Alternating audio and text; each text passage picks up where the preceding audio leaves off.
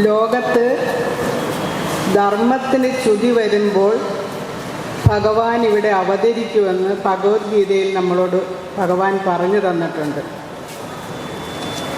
അപ്പോൾ ഓരോ സമയത്തും ഓരോ അവതാര പുരുഷന്മാരായി വന്നുകൊണ്ട് ഭഗവാൻ നമ്മളെ അവിടെ നിന്നെല്ലാം ഉദ്ധരിച്ചിട്ടുണ്ട്. ഇപ്പോൾ എല്ലാ സന്യാസി ശ്രേഷ്ഠന്മാരെയും ആ ധർമ്മച്യുതി വന്ന ഈ കലികാലത്തിൽ ഭഗവാൻ തന്നെ നേരിട്ട് അവരെ പറഞ്ഞ് മനസ്സിലാക്കി കേരളക്കരയിലുള്ള അപഖ്യാതി മാറ്റിയെടുക്കാൻ നമ്മുടെ ഈ ധർമ്മച്യുതി ഈ ലോകം മുഴുവനും ഉണ്ടായിട്ടുണ്ട്. പ്രത്യേകിച്ച് കേരളത്തിൽ നമ്മുടെ ഗൃഹസ്ഥാശ്രമികളാണെങ്കിലും അതുപോലെ ബ്രഹ്മചര്യ ആശ്രമത്തിലുള്ള കുട്ടികളാണെങ്കിലും ഏതെല്ലാം രീതിയിൽ മോശപ്പെട്ടു പോകാമോ ആ രീതിയിലാണ് ഇന്നിപ്പോൾ ജീവിച്ചുകൊണ്ടിരിക്കുന്നത്. ഞാനിത് പറയുമ്പോൾ ഞാനൊരു വാനപ്രസ്ഥം കയറിയ വ്യക്തിയാണ്. പക്ഷേ ഇതിൻ്റെ ചുമതല എടുക്കാതെ പോയാൽ അത് ശരിയാകുകയില്ല. വരും തലമുറ ആധ്യാത്മികതയിൽ നിന്നും അകന്നു പോയിക്കൊണ്ടിരിക്കുകയാണ്. ആധ്യാത്മികത എന്ന് ഞാൻ പറയുമ്പോൾ ക്ഷേത്രങ്ങളിൽ പോയി പ്രാർത്ഥനയും ജപവും മന്ത്രങ്ങൾ ചൊല്ലുകയോ ഒന്നുമല്ല. നമ്മുടെ മനസ്സിനെ ശുദ്ധീകരിച്ചുകൊണ്ട് ലോകത്തിന് ഉപകാരപ്രദമായ കാര്യങ്ങൾ ചെയ്യാൻ ഗൃഹസ്ഥാശ്രമികളെയും ബ്രഹ്മചര്യ ആശ്രമികളെയും പ്രേരിപ്പിക്കുക. 4 ആശ്രമങ്ങളാണ് നമുക്കുള്ളത്. അതിൽ ബ്രഹ്മചര്യാശ്രമം, ഗൃഹസ്ഥാശ്രമം, വാനപ്രസ്ഥാശ്രമം, അത് കഴിഞ്ഞിട്ട് സന്യാസം. എല്ലാം ത്യജിച്ച് പോയിരുന്ന് പ്രാർത്ഥിക്കുന്ന അവരാണ് നമ്മളെ ഉദ്ധരിക്കാനായിട്ട് ഇറങ്ങിയിരിക്കുന്നത്. എല്ലാവരിലും ഈശ്വരൻ്റെ അംശമുണ്ട്. ഇവിടെ ഇരിക്കുന്നവർ ജാതി മത വ്യത്യാസമില്ലാതെ കക്ഷി രാഷ്ട്രീയ ഭേദമന്യേ. ഞാൻ ഈ മീറ്റിങ്ങിന് പലരോടും വിളിക്കുമ്പോൾ പറയുന്നത് ഞങ്ങൾ ഈ പാർട്ടിയിലൊന്നും ഉള്ളവരല്ല. ഞാൻ പറഞ്ഞു പാർട്ടിക്കാരെ നന്നാക്കാനും കൂടാണ് ഞങ്ങളിത് നടത്തുന്നത്. മനുഷ്യൻ നന്നാവാനാണ്. ഓരോ മനുഷ്യരും നന്നായെങ്കിൽ മാത്രമേ ചേച്ചി ഞങ്ങൾക്ക് അവിടെ വന്ന് ഇരിക്കാൻ പറ്റത്തില്ല. അറിയാമല്ലോ, ഞങ്ങൾ RSS അല്ല, BJP അല്ല, സനാതന ധർമ്മം എന്നെങ്ങാനും പറഞ്ഞു പോയാൽ അത് RSSും BJPയാണ്. ഞാൻ പറഞ്ഞ് 10,000 വർഷങ്ങൾക്ക് മുമ്പേ ഉള്ളത് എങ്ങനെ RSSും BJPയും വന്നിട്ട് RSS വന്നിട്ട് 100 വർഷമേ ആയുള്ളെന്ന് നമ്മളിപ്പോൾ മനസ്സിലാക്കുന്നു. 100 വർഷത്തെ ആഘോഷമാണ് അവിടെ നടന്നുകൊണ്ടിരിക്കുന്നത്. BJP വന്നിട്ട് അത്ര പോലും കാലമായിട്ടില്ല.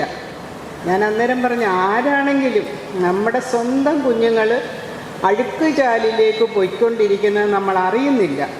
അവരെ അവിടെ നിന്ന് ഉദ്ധരിച്ചു കൊണ്ടുപോരാനായിട്ട് എല്ലാ സന്യാസി സമൂഹത്തിലുള്ളവരും അവരുടെ പ്രാർത്ഥനയും ജപാദികളും എല്ലാം നിർത്തിവെച്ചുകൊണ്ട് നമ്മളെ ഉദ്ധരിക്കാൻ വന്നിരിക്കുന്ന ഈ അവസരത്തിൽ അവർക്ക് വേണ്ട എല്ലാ ശക്തിയും കൊടുക്കാൻ നമ്മൾ ഓരോരുത്തരും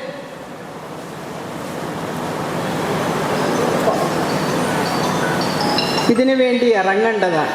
ഇപ്പോൾ സ്വാമി സ്വാഗത പ്രാസംഗികം പറഞ്ഞു, എനിക്ക് ആരോഗ്യ പ്രശ്നമുണ്ട്, പക്ഷേ എൻ്റെ മനസ്സ് നിങ്ങളെക്കാൾ മുമ്പേ ഓടുന്നുണ്ട്.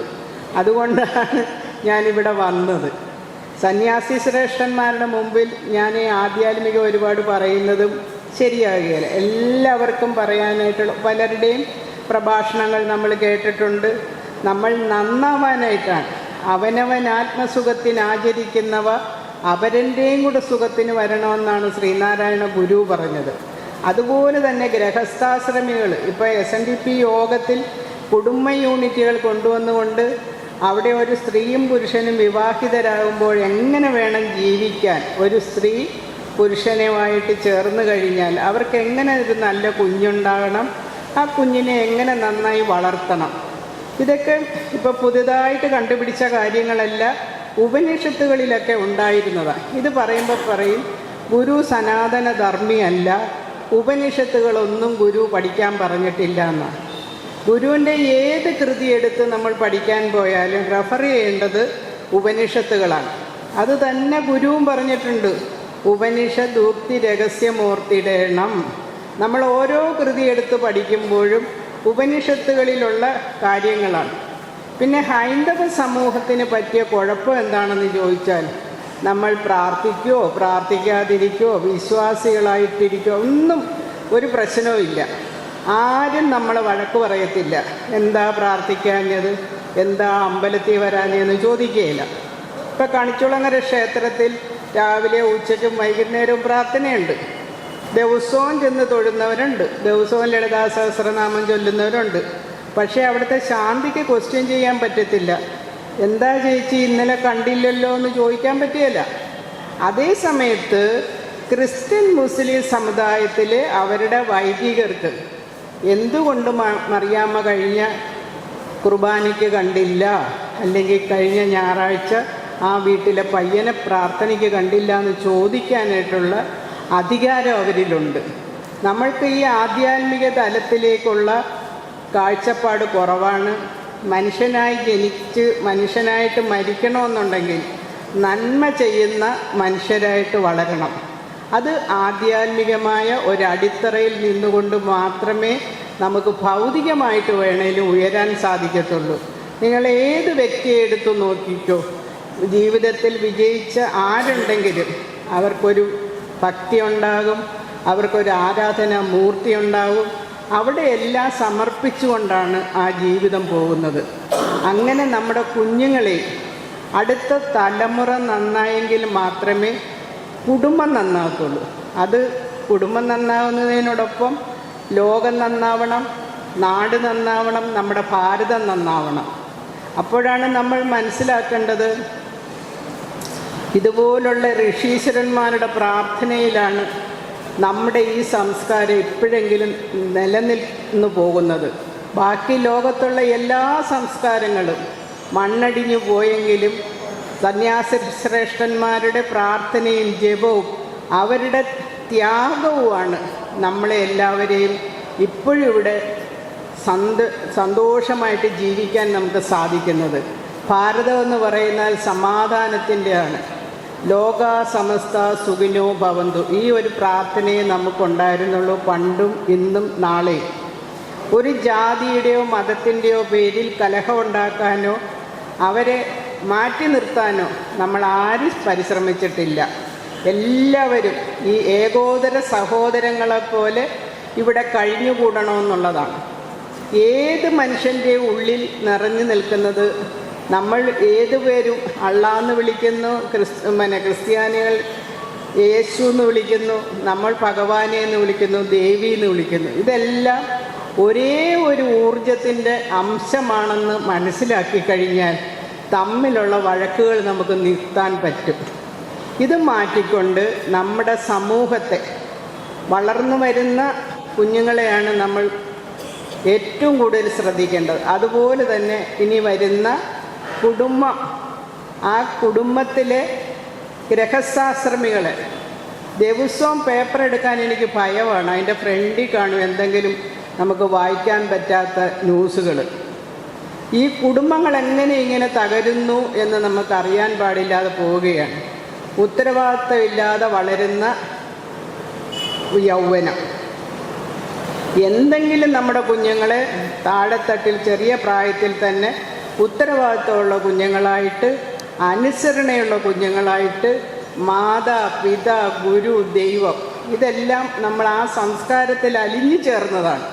അത് വീണ്ടും നമ്മൾ കൊണ്ടുവരേണ്ടിയിരിക്കുന്നു.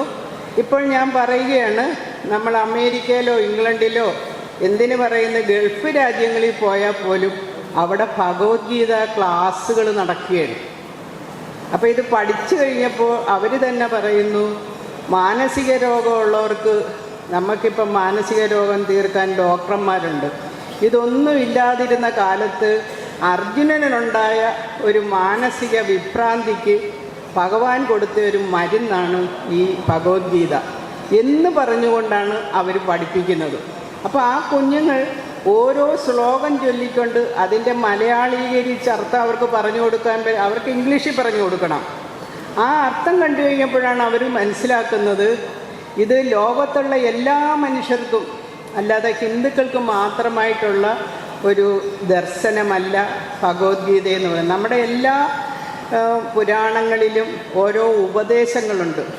വിതുരന് കൊടുക്കുന്ന ഉപദേശമുണ്ട്, ലക്ഷ്മണന് കൊടുക്കുന്ന ഉപദേശം, എല്ലാ ഉപദേശങ്ങളും ഇത് കഥയായിട്ട് പഠിച്ചു പോയതാണ് നമുക്ക് പറ്റിയ അപജയം. ഇതെല്ലാം നമ്മുടെ സ്വജീവിതത്തിൽ നമ്മൾ പകർത്തേണ്ടതാണ്. ഇത് വളരെ പ്രയാസപ്പെട്ട് നമ്മൾ പഠിച്ചെങ്കിൽ മാത്രമേ ഇതിൻ്റെ അർത്ഥതലങ്ങളിലേക്ക് പോകാൻ സാധിക്കത്തുള്ളൂ. ശരിക്കും പറഞ്ഞാൽ സൺഡേ സ്കൂളും ഈ മുസ്ലിങ്ങളുടെ മദ്രസകളിലൊക്കെ പഠിപ്പിക്കുന്നത് പോലെ നമ്മുടെ കുഞ്ഞുങ്ങളെയും കൂടെ ഒന്ന് പഠിപ്പിച്ചിരുന്നെങ്കിൽ, എനിക്കറിയാം അത് വളരെ ബുദ്ധിമുട്ടുള്ള കാര്യമാണ്. ശ്രീനാരായണ ഗുരുദേവ കൃതികളൊന്ന് പഠിക്കാൻ ശനിയാഴ്ചയോ ഞായറാഴ്ചയോ ക്ലാസ് വെച്ചാൽ അപ്പം പറയുന്നത്, അമ്മ കുഞ്ഞുങ്ങൾക്കൊക്കെ ട്യൂഷനുണ്ട് കേട്ടോ, അത് കാരണം ഇതിന് വിടാൻ പറ്റിയല്ല. ഞാൻ പറഞ്ഞു, നിങ്ങളൊരാഴ്ച വിട്ടു നോക്കൂ, ഒരു 10 ദിവസം അതുങ്ങളെ വിട്ടു നോക്കൂ, നിങ്ങൾക്ക് അപ്പം മനസ്സിലാകും അവരിൽ ഉണ്ടാകുന്ന വ്യത്യാസം. നമ്മുടെ കുഞ്ഞുങ്ങളെ എത്ര നിർബന്ധിച്ചാലും അമ്മമാരാണ് വിടാത്തത്. സ്കൂളിൽ ഫസ്റ്റ് റാങ്ക് മേടിച്ചിട്ട് ഒരു കാര്യവുമില്ല. നമ്മൾ കഴിഞ്ഞ ദിവസം പേപ്പറിൽ വായിച്ചതാണ്,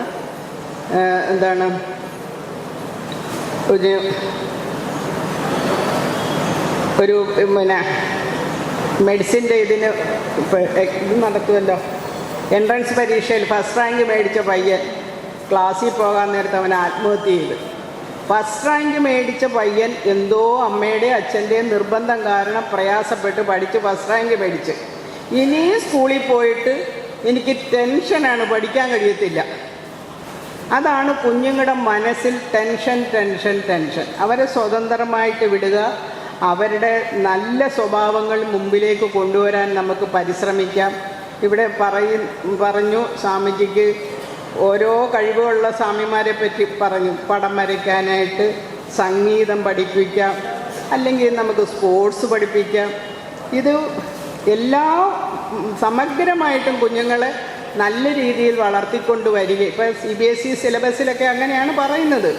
എങ്കിലും അതിന് നമ്മുടെ മാതാപിതാക്കളും കൂടെ ശ്രമിച്ചു കഴിഞ്ഞാൽ അതിനോടൊപ്പം ഒരു സ്വല്പം പ്രാർത്ഥനയും സൽസ്വഭാവവും ഒന്ന് പഠിപ്പിക്കാൻ നമുക്ക് ശ്രമിക്കാം.